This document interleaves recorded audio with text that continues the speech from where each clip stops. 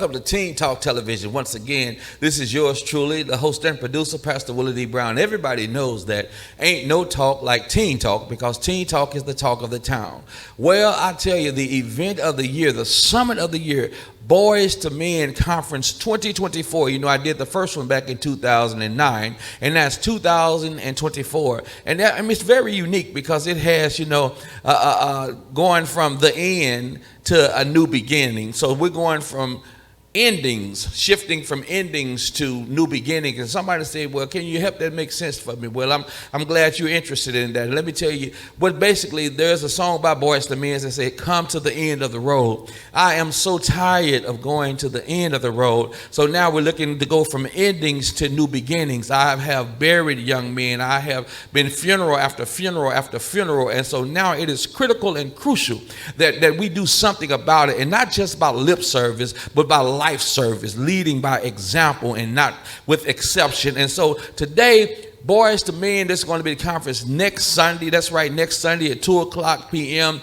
to 4 o'clock p.m. We're going to have a panel of all-star panelists, and then we're going to have the little Kappas in the house, Boy Scouts in the house. So we're going to flip the script on the second half. But today, I have a group of gentlemen, some Jones brothers, brotherhood. They are family to me, but they're very close and they're very near and dear to my heart. And right here, Patrick Jones, my brother, an awesome, excellent entrepreneur. I mean, a father, a husband, all that bag of chips extra, two packs of dip.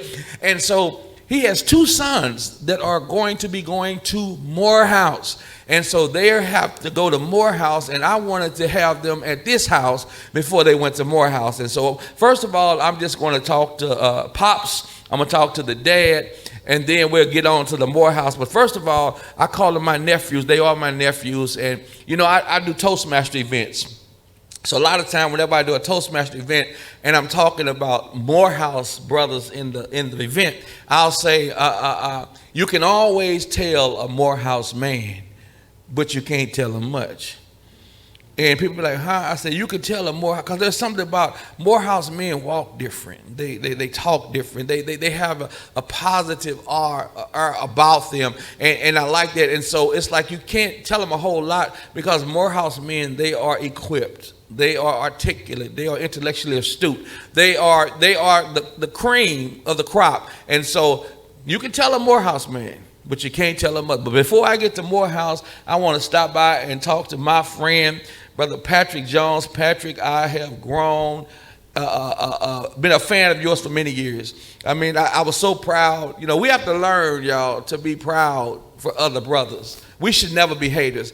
I'm driving down the highway one day, and I love it when I see an African-American male up there on the sign positive.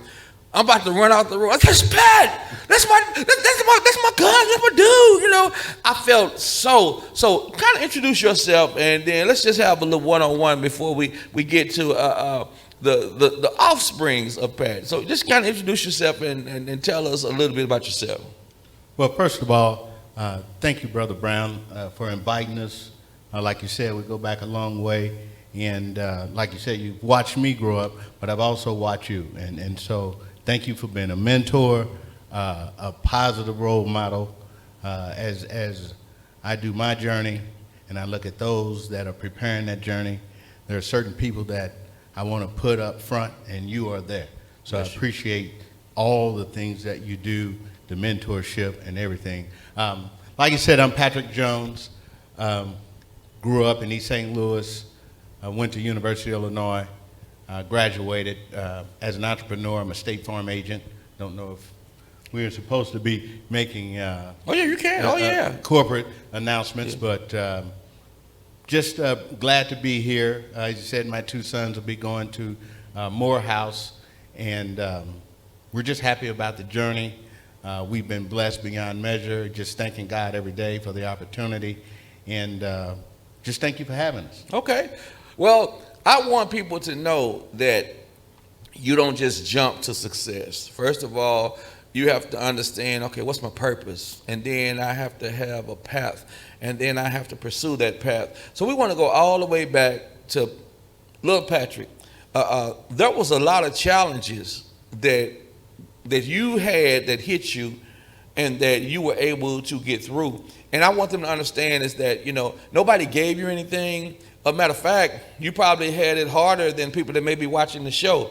I mean, you had some major life challenges that you fought through, you pressed through. I know it. It could not have been easy. Even me and my sister, we haven't had parents or grandparents, parents for 30 years, grandparents, 20. And so it's an extra battle when we have to still press through. But we know that we are the legacy that's carrying the legacy. So go all the way back to what was the toughest challenge in growing up as a child? What would you say was your toughest challenge? Great question. I can go back pretty far with that challenge. A lot of times people say, you see my glory, but you don't know my story. Well, as a little boy, my father passed away when I was 5 years old. Fast forward 8 years, my mother passed away, 13 years old. And I remember a counselor telling me statistically I would be dead or in jail. And that was the turning point right there. I didn't want, well, first of all, let me back up a little bit. Because of my faith, because of what was instilled in me as a young kid, always believe in Christ first. And because of that faith, the Bible says, I can do all things that strengthens me. And I think that was my first sermon. Because of the challenges that I faced, what those around me expected of me. And I knew then I had to be focused and have a determination beyond just a simple, I can do it. I had to really believe it.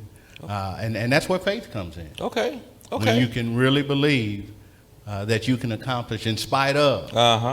Because see, a lot of times we always want to say, well, I couldn't because. I couldn't because. Determination, trusting God, and let Him lead your path, and you can make it. I mean, it sounds cliche sometimes, it might, but I'm a living testimony that being focused, having a concentration on your goal, you can accomplish. Well, you said a whole lot in a nutshell, and one of them I'm going to have to tease your father, because I always say that he's got preach in him because he can handle a microphone. Now, you heard him on television. Did you not hear him say that was his first sermon? So I already got that on the record now.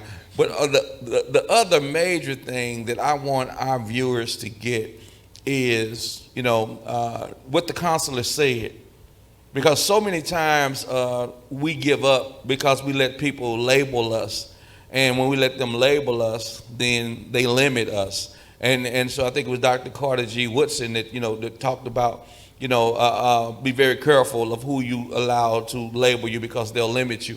And I'm saying that because somebody's watching this show, and what you got to look at, okay, when somebody says that to me, I just gave up. No, you just get up. Because what you have to do is you have to take your devastation and use it for motivation. Life is going to give you lemons. We don't ask for them. They just get served to us. But what separates your dad as a mentor and all that he has done is that you can take lemons and you can sit there and get all these ugly faces, or you can make lemonade. And what you need to realize, yes, life is rough. But if you know anything about lemonade, the best lemonade ain't from concentrate. The best lemonade is from pure lemons. And so if I look like that with life, that the best lemonade comes from life, then. Now, you are a young man. Both of your parents have transitioned. I'm pretty sure you had plenty of temptations to be that dude, to be that little gangster, to be that. Now, it's hard for me to see your dad being, what's up, homie?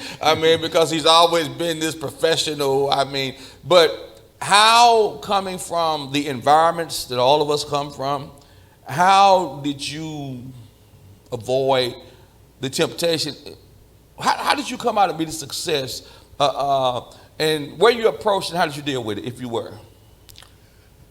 One thing you'll find out as a young man, that life comes at you real fast. And in today's environment, it's coming at you a lot of different angles. One of the best advice I can give anyone, any young man, is to be focused. Yeah. It sounds simple, Yeah. but when you have a goal, and regardless of what temptation, what obstacles that come your way, you have to have the willpower, follow your mentors, you have each other, and most of all, always lean on God. I can't stress that enough. I know this is a teen talk, but there's a lot of prayer. Yeah.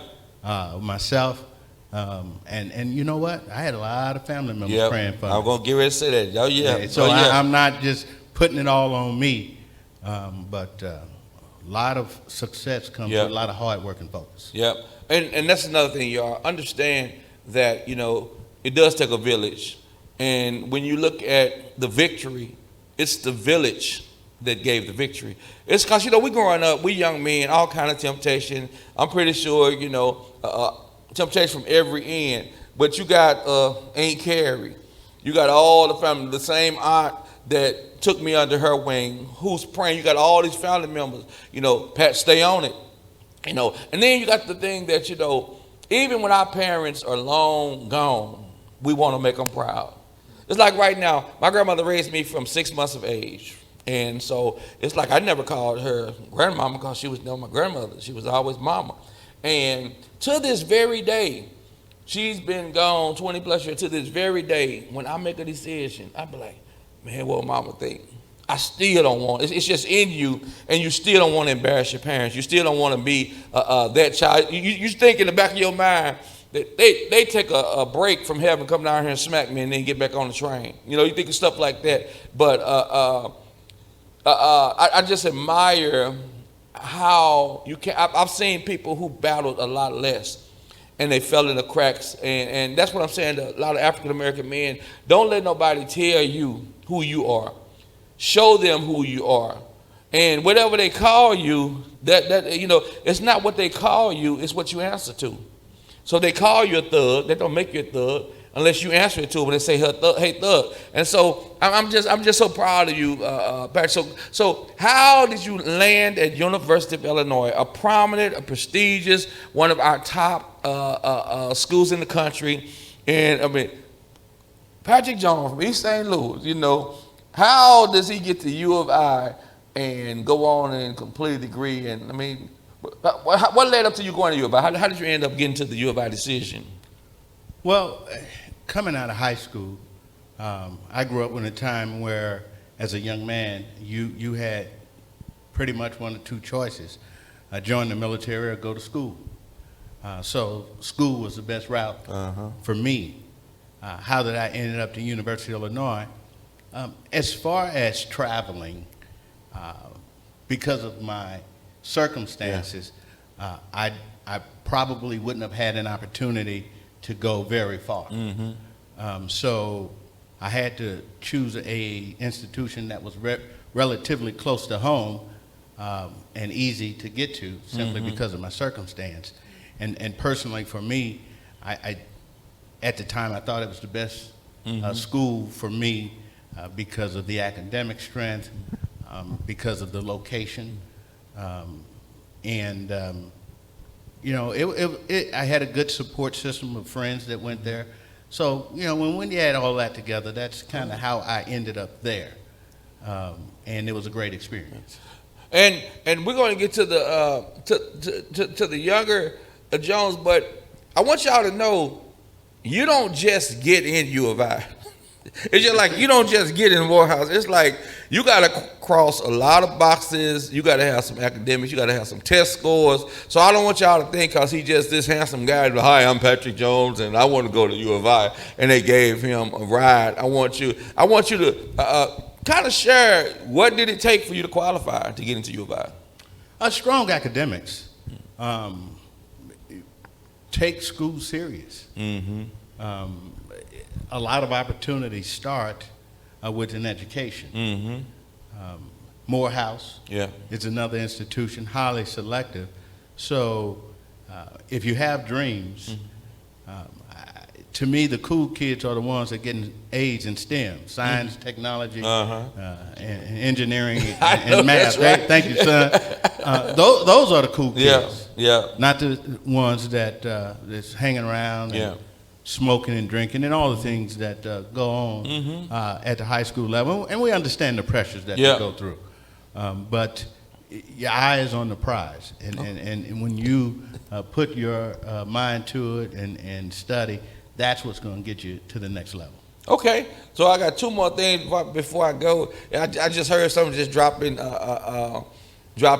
in my ear, but I want to get to the quintessential queen, my sister. I want to get to when you met her, because without both of y'all, then y'all are just a thought, you know. But how did you meet, and how did you know that she was Mrs. Jones and the mother of the future Jones? Well, I didn't have to go far to meet her. My beautiful wife of over 20 years. We will be celebrating 24 years in September. But when they say you married the girl next door, I literally married the girl next door. I never knew that. Okay. Yes. So she grew up actually across the street from me, and I was in the same grade as her sister. And it was 5 girls and 1 boy. And I always jokingly say that one day I'm going to marry one of those girls. And we started dating, 20-something years ago. We just saw each other one time, and we just started talking, and it developed into a great friendship. One of the things I always say, I wanted to marry a lady that had a great spirit. Awesome. Okay. And from day one, our spirits connected, strong family belief, strong belief in God. We just had a lot of great connections, a lot of great family connections, and it's just one thing led to another, and we're blessed to have 2 beautiful sons, and we, like I said, be celebrating 20 plus years of marriage. Awesome. Well, you know that I was not going to let this show go any further to the sons until I got to my sister. She is, like Brother Patrick said, she is a quintessential queen. She is a elegant lady, and I mean, she's a wonderful wife. She's a marvelous, matchless, magnificent mom, and so there's nowhere in the world we're going to be on television going all over the globe and don't mention, Now, I don't know that when you first saw her, that this is where the song came from, but every time I think about you and her, I can just see Patrick as a young Patrick saying, Mrs. Jones, Mrs. Jones, Mrs. Jones, Mrs. Jones, and she said yes. But anyway, so now I'm going to get to my nephews, and let me tell you all, these young men are so special to me. I honored their father about 4 or 5 years ago with my humanitarian award at the pastoral anniversary. And I met these 2 young guys. They had so much energy. It was like they had been my nephews their whole life, and I had been their uncle. It was like it was just so instant that it wasn't like, hi, this is, Pastor Brown, this is the anniversary and stuff. It was like we was hugging, and we've been that way ever since. And so when I heard that y'all were going to Morehouse, you talking about a proud unkie. I'm gonna get me a Morehouse shirt, because I'm like, they be like, I got a son in Morehouse. I'm like, I got 2 nephews in Morehouse. So mine got to be special made. But I'll start with you and have you introduce yourself, and then we'll come over. But basically, introduce yourself, tell them age and the Morehouse route. How you get there, how did you, know I'm a Morehouse man. Just give us a little mini bio on you. Sure. Hello, everyone. My name is Logan Jones. I just graduated, be going to Morehouse in the fall as a freshman. I'll be studying business and biology. And I think the moment I knew I was a Morehouse man is like when I got there on campus and I got to see all these amazing people look like me doing great things. And that really inspired me to go further and want to be a part of this community, because why not? If they're doing great things, and so can I. I am so, I'm telling you, I was telling somebody today, I like to highlight because I get so sick and tired of them stereotyping or putting a stereotypical labeling that, these kids, they don't want to do nothing. They ain't trying to do nothing. They about that life. They about that gangster life. No, people make choices. But what we need to do is to show them that there is an alternative, to show them that you have to have focus. You have to have dedication. You have to have, my grandmother always told me, she said, if you can read well and you can write well and speak well, you'll do well. And that's what I'm saying. It's like right now, you grab that microphone like you were at KSCK. Hi, my name is Logan Jones, and when I knew about I was like, okay, maybe you might, and it's serious, you might want to do some mass communication, because I've been in television and radio my whole life, and one thing we look at is the way you hold a microphone, the volume, the depth, and I'm telling you that may be something that you want to consider, and even if you don't, every time y'all come home, you're going to be an anchor around here, because I want people to see this is a young man. He's going to Morehouse.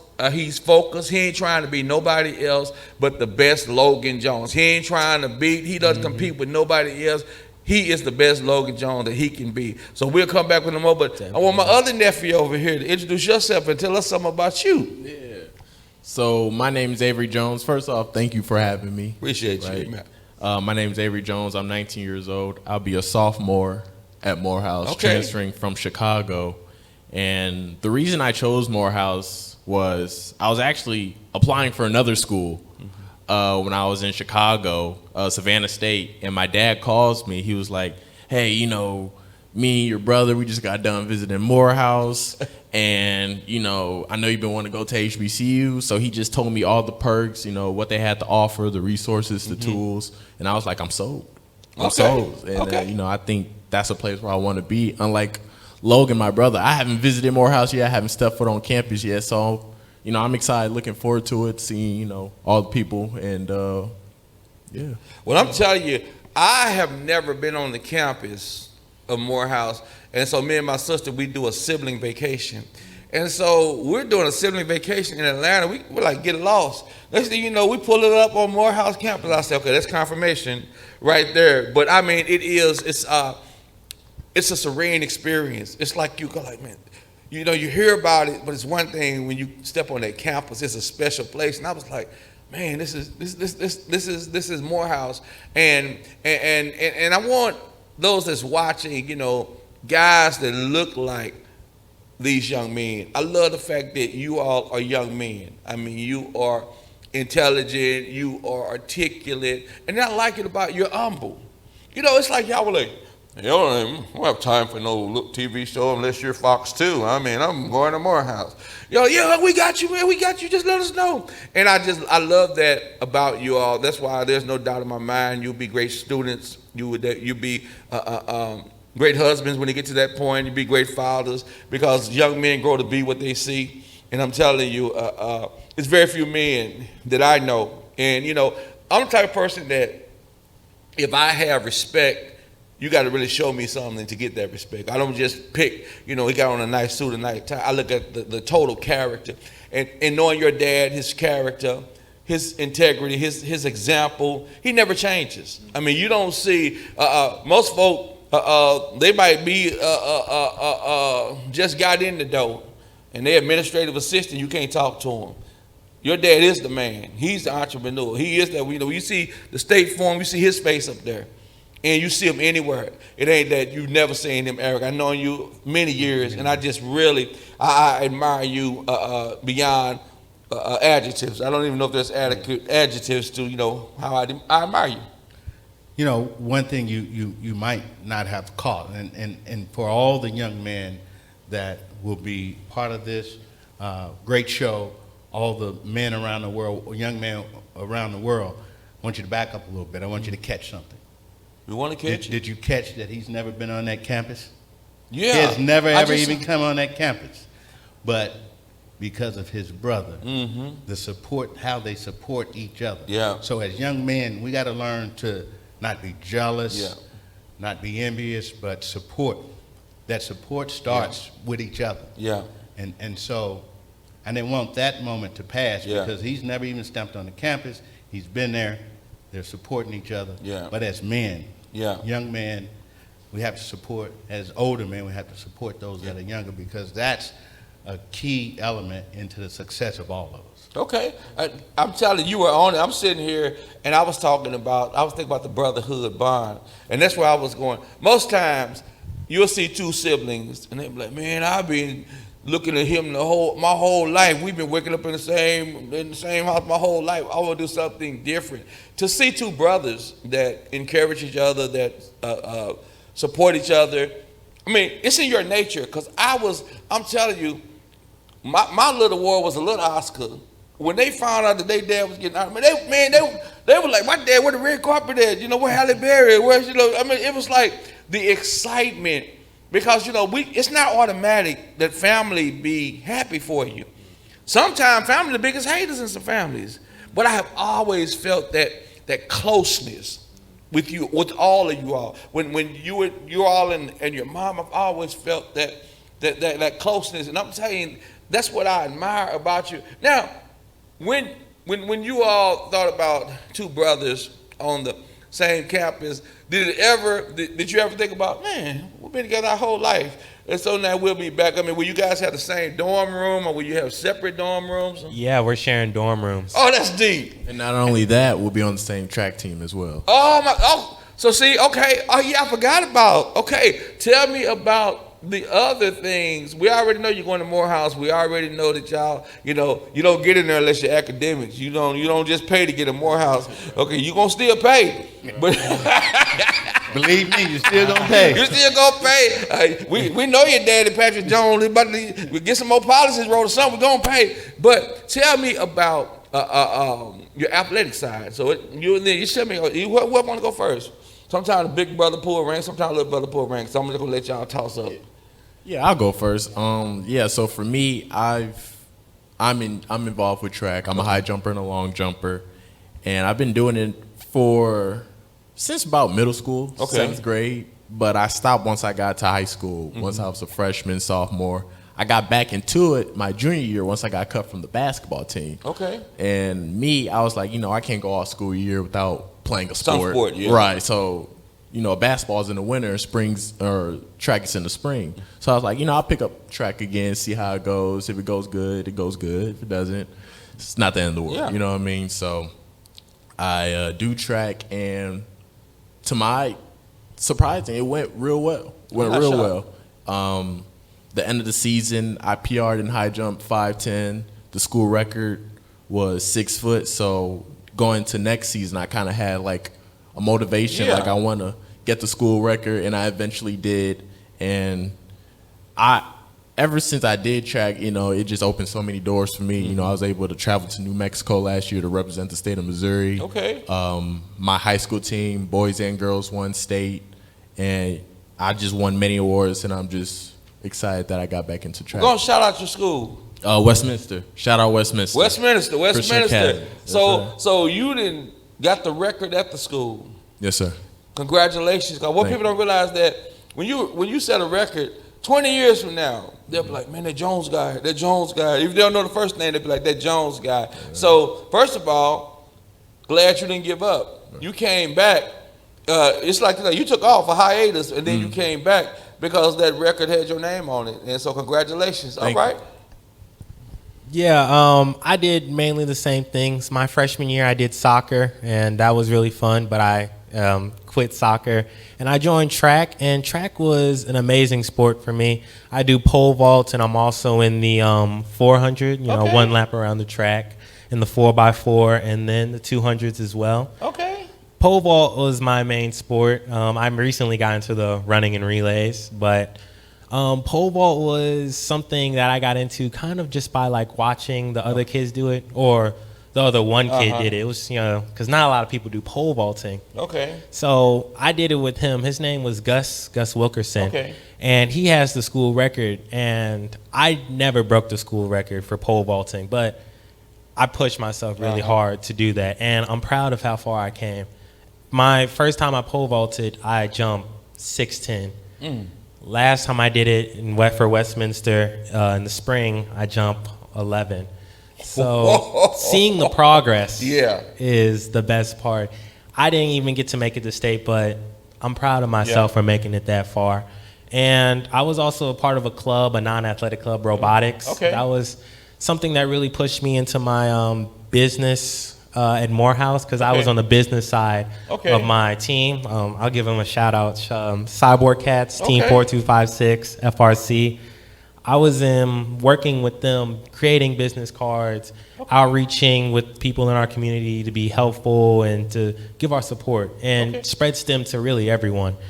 And I fell in love with business, and I fell in love with just like working with people. So it's a little bit of my high school academics. So you got little graphics in here and Yes. business cards and stuff? Yeah, business cards. We designed our shirts. We had a whole team store. We partnered with like Nike and Jordan, got our logo next to them. So that was nice, yes. Well, that is excellent. Your Uncle Show gonna be hitting you up because right now I'm moving everything under one umbrella. Like, you know, I stage plays at 4 Books, Youthquake, Crunk for Christ. So basically, it's a WDB enterprise. A lot of people see my license plate and they think it's entertainment. Now, I don't do entertainment, but it's the enterprise, whereas it falls up under WDB and all of the branches go to the various different things that I do. And I was just saying that I really need to get an updated business card, because right now I was in Cahokia, and I'm cutting my affiliations with Cahokia, and everything is going to be, you know, housed here. There's some things that I want to do similar to what Tyler's doing in Atlanta with the studio and local studio. So I'm working on some things like that. Teen Talk Television is just coming back up. I have a show called Kids Talk. When I talk to Kids Talk, oh, that's really hilarious, because you never know what the kids are going to say, but they are so fun. And so, but it's stuff like logos or stuff like that. I'm always looking to invest in young people, and to know that now, you know, I got a nephew that does it. So we're gonna be staying in touch. So tell me about your major and what's your major and You know what, Brother Brown, real quick before you move back over to Avery, you know, a lesson in humility. Logan didn't mention it, but he also has a school record in track. So That is right, he yeah. did not mention it, and so Yeah. I would hate for your teammates to be watching because he has a record in a relay, and you gave a shout out to the robotics team, but make sure you let your team know, because with them you do have a school record. yeah, let me hear about that now. We beat the 4x2 record in the our district. So it was one of our last meets from the 4x2. Me, my buddy Lorenz, I believe Josh Avery, and I want to say Isaiah. We both ran, and we beat it by 1/1000th of a second, the old record. So yeah. Okay. It don't even matter how much. It's that you win, and going back to you, when you said, you know what, I took off, but I came back, because people don't realize coming back and staying the course. A lot of people, we look at, you know, my girl Dawn Harper. Now, it was clear that the young lady in front of Dawn was going to win the race, but she never stopped running. And so when homegirl tripped and fell, Dawn got the gold because she never gave up on Dawn. She just kept on running. So that's the thing right there. I want y'all to listen when watching us on television. Don't ever assume that victory ain't yours, because what you see on the premises might not be in what God has in his promises. And so if victory is in you, you just think that she could have been the silver had she just given up. But she was like, okay, even if I don't get the gold, I'm going to be 1/10 of a second. But now she's an Olympic gold medalist, and she has a life path. So that was another excellent. Thank you. I tell you, you're going to be co-hosting with me, because I'm saying you know how to listen, and you know, being an anchor or being a host, you got to like be listening and getting your next questions. And this has really been unique, because normally I'll study scripts, study backgrounds, and because of the way everything failed, we only had like 5 minutes to get here, get out the car. I didn't have time to do no notes or anything, but because we're family, And because we are connected, and I like it better this way instead of have a script and stuff. But tell me, nephew, about what your major and what your aspirations and what your the elevations you're looking to come into your career. Yeah, so I'll be studying psychology, minoring in criminal justice.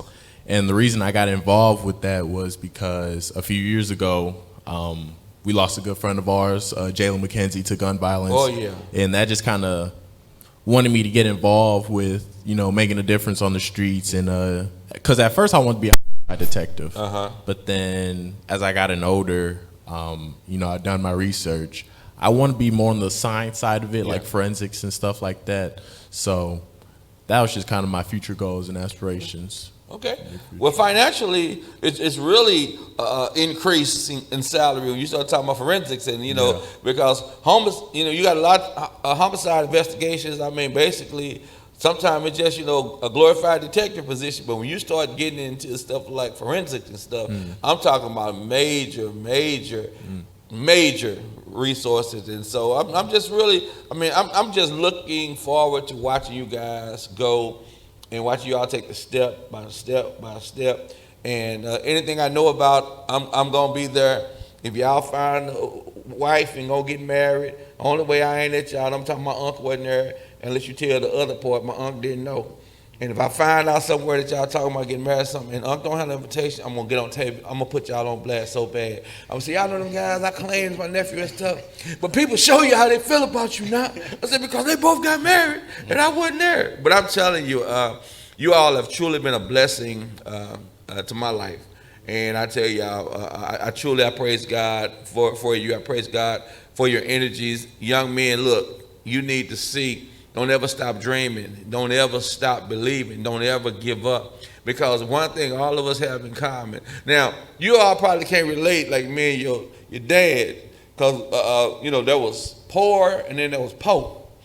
And so we came up from very humble beginning. We come up from a city, they weren't collecting trash. We come up from a rough time. And so now thanks to Dad, y'all grew up with some luxuries in life. We was, so like right now, y'all probably grew up, with a television with a remote. Our generation, we was the remote. I'd be like, my mom be sitting right here, come change the television. And I'm like, the TV right there, and as I got older, remotes that came out, it didn't matter. I want you to change. So I'm pretty sure y'all grew up with your own television stuff. I don't know about you, Pat, but we grew up and they had one phone in the hall and one phone, and it was a dial phone. And so when you're trying to, sneak on the phone, you're supposed to be on the phone. I know your dad never do this. And I've been preaching since 12, but I still gonna sneak and hit the little sister that I was trying to talk on the phone. So what happened is, you dialed at 8, 7, 5. But if you missed the number, you had to go all the way back. You're already sneaking. And sooner or later you're gonna get cold, busted and stuff. And then, we upgraded to the cordless phones. And I almost died on that because the cordless phones was mom keep the bass in her room. And it was a light. So me, man, okay, we can do some things. I'm gonna be creative. I go in there and take the light out so she don't know I'm on the phone. I forgot to put the light back in when she got home. And it run. So here I was, I almost went to see Jesus then. But it's just, and y'all have the final word, but Brother Pat, I think, even though we grew up with the humble, I think it's what helped us to be the best we could be so we could lay paths for another generations. A lot of people don't realize, Jackie Joyner, of course, we grew up together, same church and everything, and a lot of people don't know that when Jackie and them was running, we ran in a place called Parson Field. It wasn't no asphalt. It was like this black dust. So you could be high yellow, but boy, when the meet was over, you won, but you dark because all of this stuff is coming up. We didn't have weight rooms. We didn't have facilities. Jackie started, her hurdles, first of all, was car hoods. But she never gave up. Back to the same thing. She allowed her devastations to be her motivation. Jackie was saying in high school, in junior high school, Jackie was saying that she was going to the Olympics. Now, I wasn't saying it, but there was a whole lot of people. We in the project saying, man, she's going to be just like another little chicken head. She ain't going to the Olympics. But she never, ever.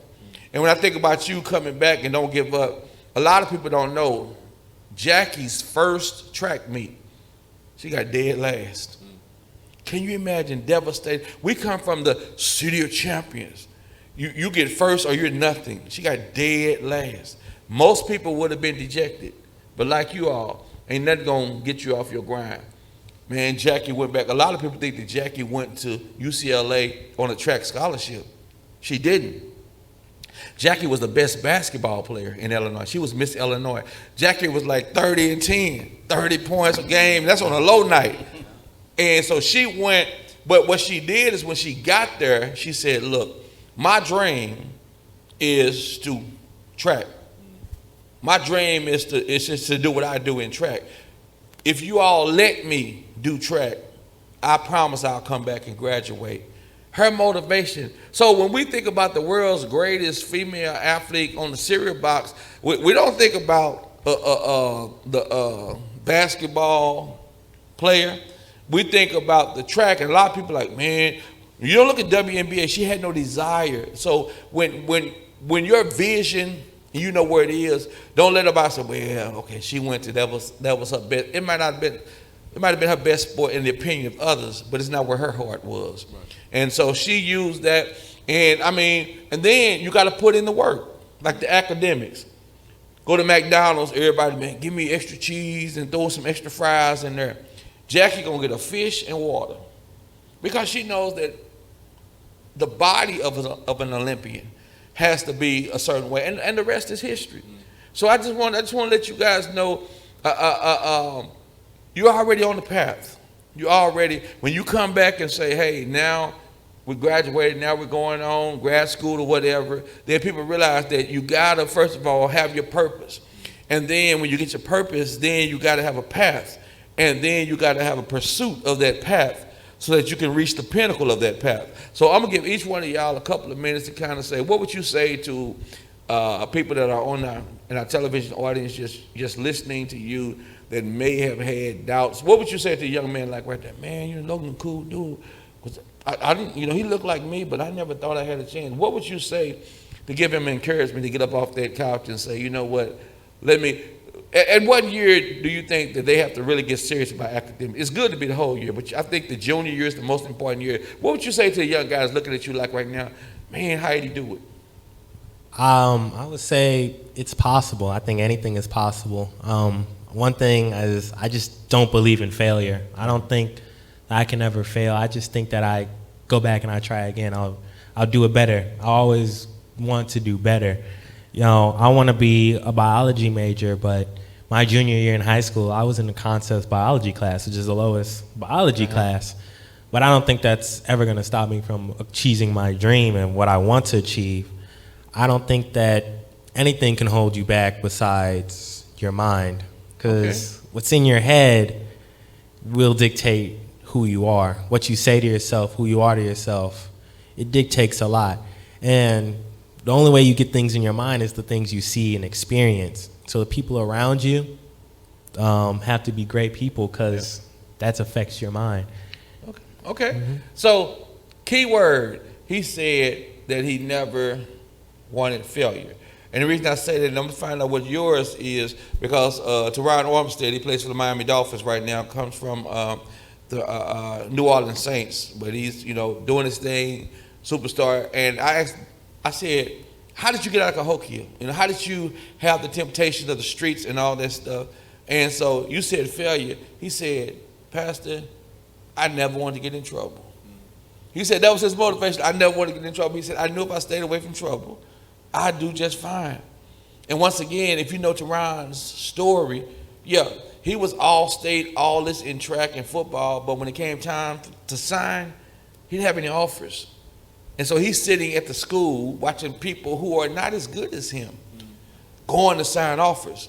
But let me tell you about his determination. Teron said he went in the bathroom stall and he sat there, and they say he called a coach from Arkansas Pine Bluff. and because they had offered him, but he hadn't got back and took his test and stuff, so they didn't think he wanted a scholarship. He said, Coach, he said, do y'all still have an offer for me? They signing and stuff. And he said, well, Teron, we don't. We said, we thought that you weren't interested. And so I said, do you have anything? He said, well, you're all state, this in the track. Let me talk to the track coach. So he got the track coach to do 50% of the scholarship. So all you got to do now is play football and do track. But he said he must have sat on that toilet in that stall. He said he must have sat in there like an hour or maybe 2 hours.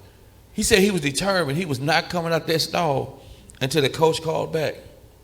And the coach called back. He went to Arkansas Pine Bluff, and now he's one of the top NFL linemen making it. I think he just signed a $70 million contract. So I'm just saying that you just got to have that kind of motivation and that kind of faith. Because you already know, if you've been to, now, I don't know Westminster, y'all might have had bathrooms with doors on them. But where me and your dad come from, it wasn't no privacy. You might get a door. Most time you sitting there, everybody coming in, it's like taking pictures. And so, but he was determined, and had he got up and said, forget it, the streets were waiting, the gangs were waiting. But now he's an upstanding, giving millions back to his community, and he'll be coming on the show. So he got the off season. So I just want to say that. What is the thing that was your motivation? He said didn't want to fail. What was your motivation? What? Yeah, so I just want to touch up on what you said on not giving up earlier. So before I went to state back in high school, so there's two important meets. You have districts, and then you have sectionals. I said, oh yeah, and then state. Yeah. So the day before sectionals, I actually had a seizure.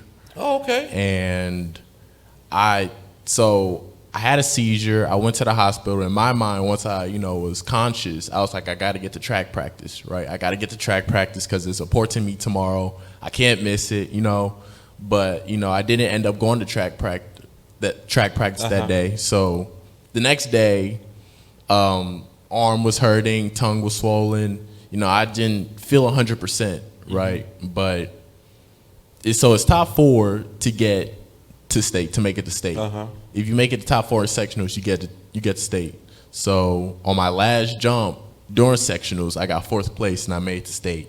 And the reason I just say that is just because, to not give up and just stay determined. Yeah. But some words of advice I would say is just keep good people in your circle, man. Just keep good people in your circle. To have the understanding that there is a difference between movement and progress. Okay. Right? Okay. Because you can run in place and still not get anywhere. So keep moving forward. Who are you taking with you, right? Yeah. You want to take the right people with you that, you can learn from, they can learn from you. Yeah. Right? And that's pretty much what I would say. Okay. Word of advice. Okay. We've got about 3 more minutes. So that wasn't a cue, dog. That was the wireless mics. But I'm going to have the last word with you, Dad, but I had to say what you said about the circle. Mm-hmm. Listen to me. You have to see how critical that is. If I was on a Sunday morning, I always speak and I do a lot of alphabets. Like I like to say, park on the premise of the passages and pick it pertinent particular so people, they can remember P's. And so if I had some C's for that, I would want to communicate this with crystal clear clarity. And that is that your circle is huge. Growing up, preaching since I was 12. Actually, I was preaching since I was 7 or 8. I just didn't really formally become because I didn't think that people would listen to a kid or believe a kid. But when I came up, we know from our dads and uncles and stuff, they still had stag beer. Right now, it wasn't legal then. They called it reefer, marijuana, weed. They had gangs. They had people that was in the streets. And they say, well, we know why you were able to not fall into that. You come from a praying grandmother. A whole lot of people come from all of that. And I said, that was part of it. But the biggest part of it, it's like, I don't not drink because I was so holy and I was so saved. I've seen what alcoholism does to family. I know how it is to, not have your father, do anything with you or anything and so I just grew up, if I just sniffed it hard, I saw how it destroyed situations. So, but the thing about it is the reason I didn't drink, the reason I didn't get high, the reason I didn't roll dices, the reason that I did not run women was because I had nobody in my circle that did it. I had nobody in my circle that did it. And so it's very critical that, because, what grandmama say, birds of a feather flop together. So you got to have, like let's say right now, down there, somebody may come for you. You got your own brother. We say, no, don't, that ain't cool. You got to have that support circle. You got to have each other's back. My brother's keeper, for real. So it's like you'll see something, you might see something that's coming, and really with you being a sophomore, you got a year of experience. You may see a snake coming, and he down to just a happy freshman, and you be like, bro, no, that is not what you think it is. And then sometimes if you've been on campus, you've been on the yard long enough, that ain't what you want. That is not what you want. So you've got a year of experience to help him. For there may be a pitfall that you high jumped over, but he may not see it. And so and the same thing vice versa. We all got different sets of eyes. So this has been a great show, but I'm going to stop and see what Dad and Pops, and just talk about, going to Morehouse, how you and the wife feel, seeing. It's one thing, you always you hope that your sons or your children, get it. And they do. So how does it feel to know that, the nest is empty, but the nest is a good empty? You have placed them in position to be the greatest success stories. It all depends on them. It's like you and my sis, y'all have done y'all part, and I must say y'all have done very well. I know very few that can sit, because normally you have like, one son, he's going to Morehouse, and the other one's going to Menard, or one's going to the penitentiary. But I mean, the focus, first of all, I know the grace of God, but just say, how you did it, how you feel about it, and what would be your advice in our closing remarks to people that's watching this show and the motivation they can get from everything that's been heard. Well, again, thanks, Brother Brown, for having us. The first thing I would say is stay the course. Yeah. It's very important to set goals and have a prize at the end of the goal. And if you stay the course, and along with a combination of things that have been said, for instance, your support circle. You might look and see two brothers, but we're all our brothers' keepers. Yeah. Right? I guarantee you, if for some reason they didn't get me on the phone, they could get you on the phone. Most definitely. And that's part of that support system. But if you stay the course, keep those close behind you. I've been teaching them since day one. Failure is not an option. The only thing that beats a failure is one that doesn't try. So we're going to try, and we're going to keep trying. Yes. We're going to set a goal. We're going to do it. We're going to stay the course, and we're going to lean on each other. And most of all, we're going to encourage each other. Exactly. I think that's, as young men, as young black men, we don't get enough encouragement for the positive things we do, because if you can cut the TV on, and there's a lot of things that's going on. Just to give you the light of things that going on, just recently, if you were in the news, there was a young man that was in South Korea that defected over to North Korea. Yeah. Logan was in South Korea during that time. Oh, my and, goodness. and so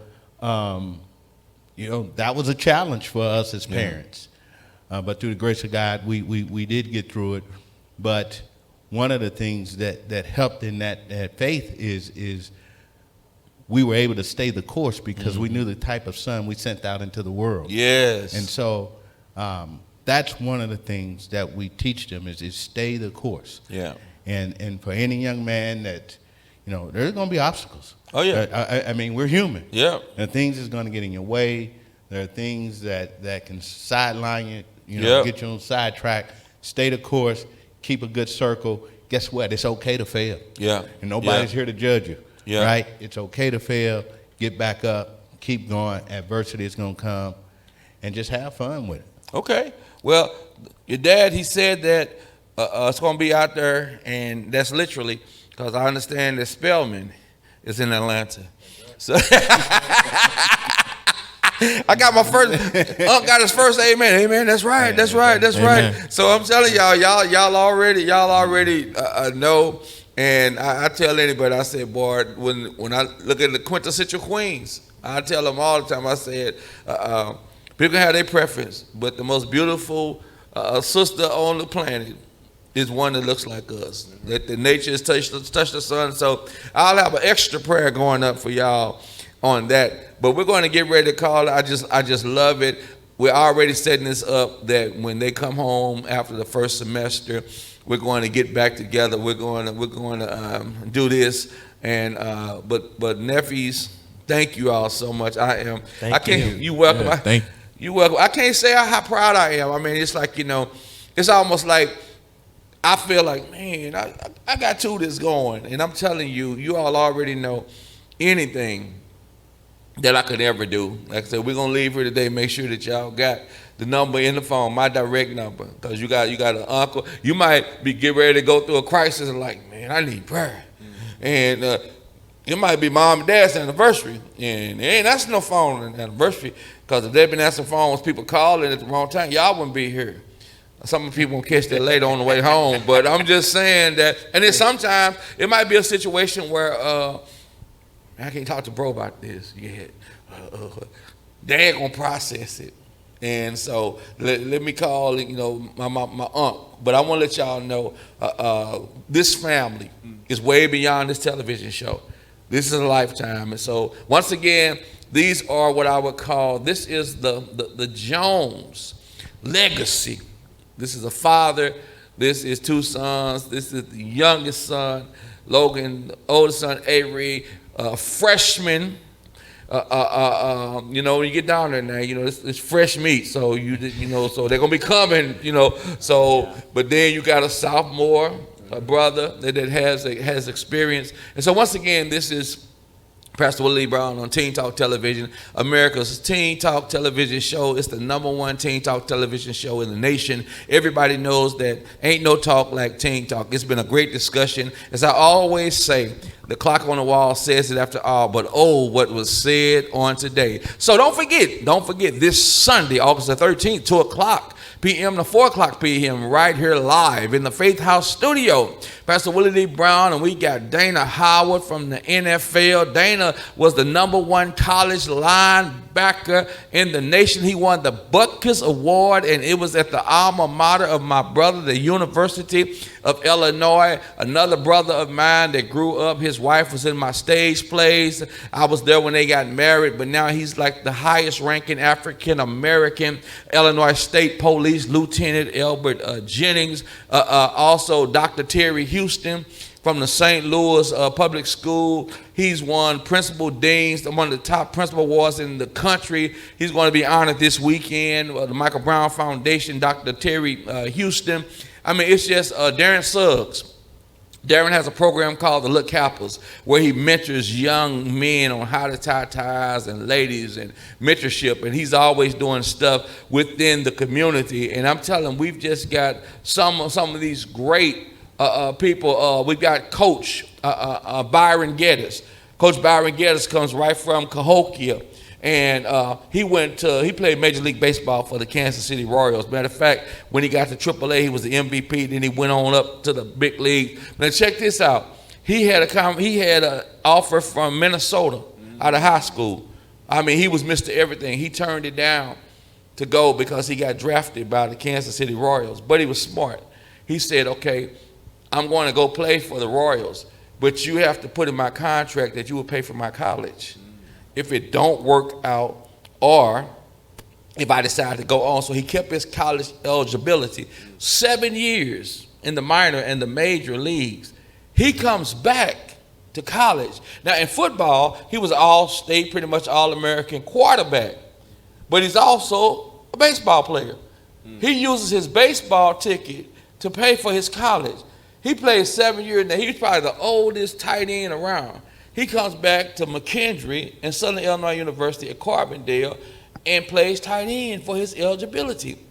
He leaves there, goes back to his home. Cahokia High School, becomes the athletic director. And then he comes up here, and now he's the head coach of the O'Fallon Panthers. So we got all of them that's going to be on the panel. Brother Patrick was going to be on the panel, but he's going to be making sure that you all get to Morehouse. But Brother Patrick, you such a rock star. You got something that even those guys didn't get. You got your own show. And so this is the show that is going to be running commercials. This is the show that we're going to be running left and right to kind of give you a flavor and a feel. So we got to go. I want to thank shout out to my sister back there who's the technical director. I mean, she's been a photographer, the director, the videographer, the audiographer, whatever. And she's been there. We were on our way home. We had left eating. And I hadn't checked my texts, and some said, check your text. And then when I checked the text, I said, yeah, I'll be there about 5:30. It was 5:18. So we turned around because I did not want to miss this for anything. I want you all to have your rest. I know you'll be going to Morehouse. Give my shout out to Mom. Give her love to her favorite big brother. And tell her y'all already let me know that y'all going home to Peach Cobbler. And I'll be going home to dreaming about Peach Cobbler. So, but you tell her, you owe Unc a little, yeah, because you can freeze it. So don't y'all eat it all. Just freeze it. But once again, Pastor Willie Brown, Teen Talk Television, America's #1 Teen Talk television show. Everybody knows that ain't no talk like Teen Talk. I want y'all to understand that we have the Teen Talk jet, that it has taken off, and it will be touching down in O-Town permanently for 2023 with yours, PWDB. So we will see you. Catch us on Facebook Live. Catch us on YouTube. Catch us on Twitter. Catch us on Instagram. In the words of Alita Adam, just catch us where you can. It don't matter how you get there, but catch us as you can. We will see you at the next show, which will be on this coming Sunday at 2:00 p.m. with all of our special guests, with the young fellas in the house, and then we'll come back to my nephews later on. Take care, be blessed, and we will see you next week at 2. Peace. See ya.